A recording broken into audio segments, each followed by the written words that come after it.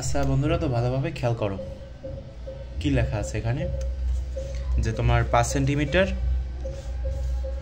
Focus দূরত্ব বিশিষ্ট একটা অবতল দর্পণ থেকে কত দূরে বস্তু রাখলে তোমার বিম্বের যে আকার বস্তুর আকারের দ্বিগুণ হবে। মানে তোমার আসল যে বস্তু, ঠিক আছে, তো সেই আসল বস্তু থেকে মানে প্রতিবিম্বটা কয় গুণ হবে? 2 গুণ, 2 গুণ হবে, ঠিক আছে।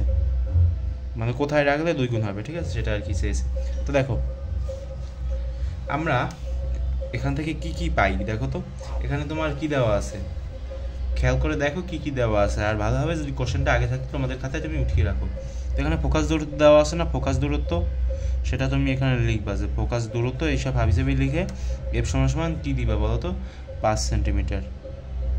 তো দিলাম, তো ফোকাস দূরত্বটা আমরা পেলাম। এরপরে আমরা কি জানি বলো তো? এখানে বিবর্ধনের সূত্র এম সমান সমান ভি বাই ইউ, যেহেতু বাস্তব প্রতিবিম্ব সেজন্য আমি এখানে মাইনাস দিলাম না।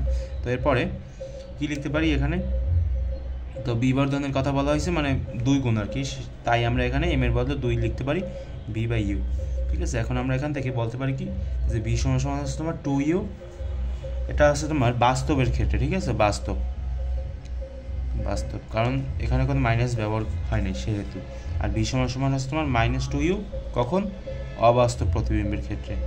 খেয়াল রাখবা অবাস্তব, এখানে লিখবা যে অবাস্তব প্রতিবিম্বের বেলায় আর কি, তোমার টিচাররা যাতে ভালোভাবে বুঝে সেজন্য।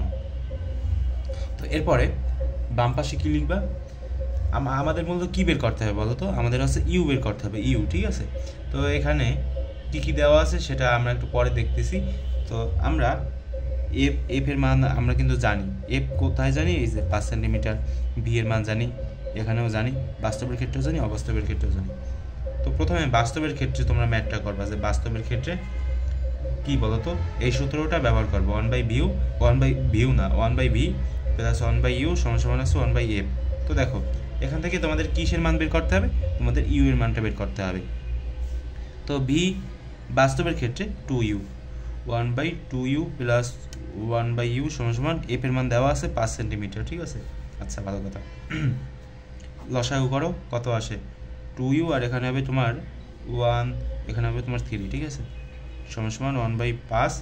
আর এখানে তুমি এখন যদি ক্যালকুলেশন করো ইউ সমান সমান লিখতে পারো 3/5, সরি 3 গুণ 5, 2 সমান সমান 3 × 5 = 15, 15কে 2 দ্বারা ভাগ দাও, কত আসবে? 7.5 সেন্টিমিটার। এই যে দেখতে পারো নাই না, সমস্যা নেই, 7.5 সেন্টিমিটার গেল। এরপরে তুমি লিখবে এখানে কি লিখবে? অবাস্তবের ক্ষেত্রে, অবাস্তব প্রতিবিম্বের ক্ষেত্রে তুমি কি লিখতে পারো? 1/ভি প্লাস 1/ইউ সমান সমান 1/এফ, ঠিক আছে। তো ভি এর বেলায় তুমি কি লিখতে পারো?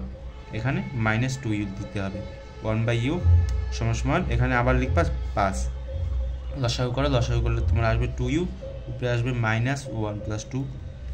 এগুলো তো পারো সেজন্য আর কি দেখাচ্ছি না, কারণ এগুলো হচ্ছে একবারে সহজ।